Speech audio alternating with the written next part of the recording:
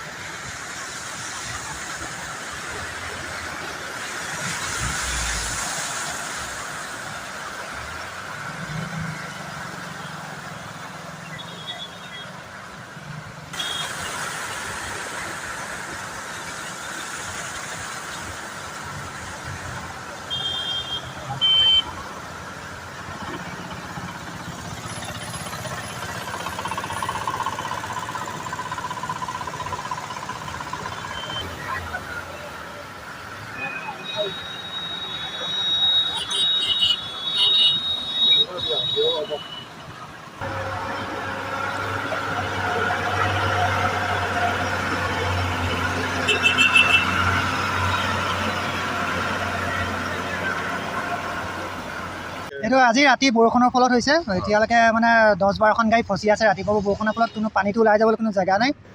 দেখিছে আৰু নিজে গাড়ী ফচিছে, আমি ৰাতিপুৱা সহায় কৰি আছোঁ। মানে কি ক'ব, কামটো হোৱা নাই ন? কামটো ভালকৈ হোৱা নাই, ভালকৈ কামবোৰ আধা কৰা কৰি এৰি থৈ গৈছে কামবোৰ। ভালকৈ কৰা নাই। মানুহ আহিছে নাই? নাই, এতিয়ালৈকে কাকো দেখাই পোৱা নাই। নাই, কাকো দেখাই নাই এতিয়ালৈকে। কালিলৈকে কাম কৰিছিলে, আজি কোনো নাই এতিয়ালৈকে। কোনো নাই। পানী ওলাই যোৱা কোনো পানী ওলাই যোৱা ব্যৱস্থা নাই। এইবোৰ নলা বনাই থৈছে, পানী এফালে নাযায়, ৰাস্তা চাইডে দুখ কৰি থৈছে। পানী ওলাই যাবলৈ কোনো জেগাই নাই। কাম আধা কৰে, আধা কৰি এৰি থৈ গুচি যায় বাৰিষা সময়ত। সোনকালে কৰি দিবলৈ আহ্বান জনাইছোঁ আৰু ৰাইজৰ সুবিধাৰ কাৰণে। পথৰ চাৰিও অসুবিধা হৈছে, দেখিছে তেনেকৈ ফচি গৈছে।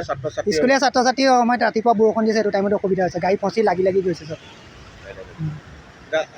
দুৰ্ঘটনা হোৱাৰ আশংকা আছে। দুৰ্ঘটনাও আশংকা আছে, গাড়ী লাগি গৈছে, এখন ফচিছিলে, অকণমান দেৰিত উঠি গৈছে, উঠাই নিছে এতিয়া। এতিয়ালৈকে কোনো নাই? নাই, এতিয়ালৈকে কোনো কাকো দেখাই নাই, প্ৰশাসনলৈ কাকো দেখাই নাই এতিয়ালৈকে।